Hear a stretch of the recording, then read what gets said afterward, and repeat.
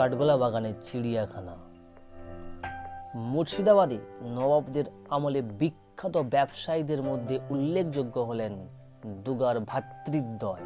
এই কাঠগোলা বাগানটি তাদেরই দ্বারা প্রতিষ্ঠিত। কাঠগোলা বাগান এবং মুর্শিদাবাদ ভ্রমণের বেশ কয়েকটি সুন্দর ভিডিও আছে আমার প্রোফাইলে, সেগুলি দেখার জন্য আপনাদেরকে আমন্ত্রণ জানালাম।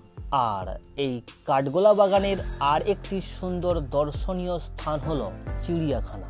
তবে এই চিড়িয়াখানাটি আয়তনে খুব একটা বড় নয় এবং এখানে প্রবেশের জন্য অতিরিক্ত শুল্ক লাগে না।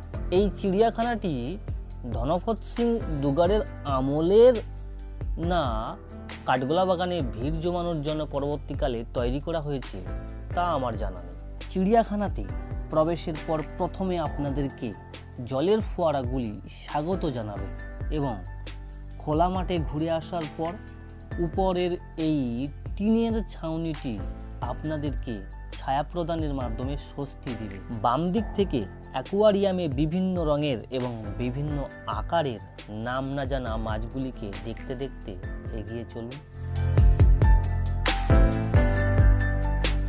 পাখিগুলির মধ্যে প্রথমে দেখতে পাবেন ময়ূরের মতো অনেকটা দেখতে, কিন্তু ময়ূর নয়, চীনের রিভার্স রঙিন পাখি।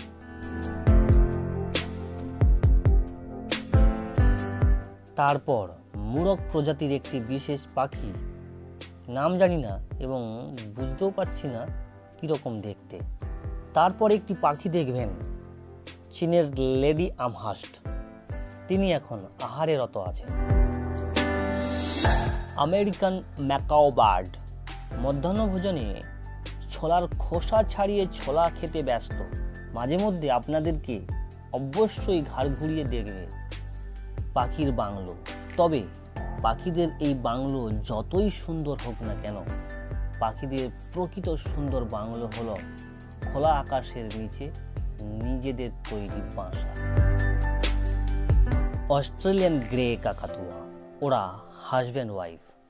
কেন জানি না, হয়তো ওরা নিজেদের মধ্যে ঝগড়া করে রাগ করে বসে আছে। তারপরে দেখতে পাবেন ব্রাজিলিয়ান জিন্দে বার্ড।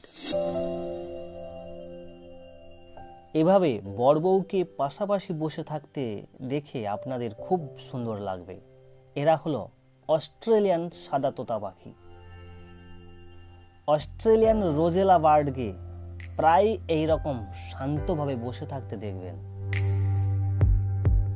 শেষে অস্ট্রেলিয়ান ককটেলের দলবলকে নিজেদের মধ্যে এভাবে ঝগড়া করতে দেখে চিড়িয়াখানা থেকে বেরিয়ে আসুন।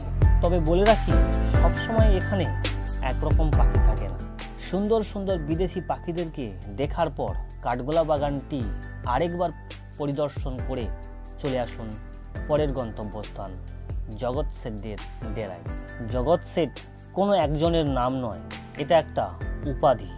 আর বিভিন্ন ঐতিহাসিক স্থানের সঠিক ব্যাখ্যা সহ ভিডিও দেখতে অনুগ্রহ করে আমার চ্যানেলটি সাবস্ক্রাইব করুন।